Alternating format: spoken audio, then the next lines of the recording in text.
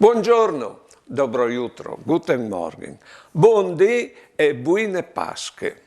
Ma vi ho detto che la nostra vita è fatta di tanti spaschi, di passaggi, no? Il primo passaggio, come infatti, è stato dal mondo in estremaria che smonta. È stato un passaggio di sofferenze che però non sa portarsi in che smonta. Dopo un'altra Pasca è qualche di frutti o simini sgrandi. E dopo ogni Dio passi dal vuoi al domani, o passi di una situazione che altre, o passi di un'idea che altre.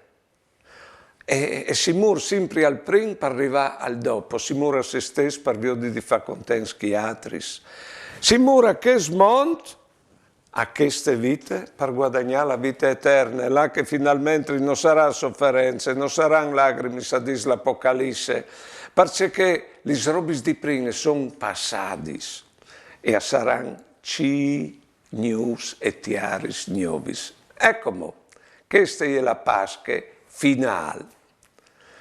Buone giornate, buone Pasche e mandi.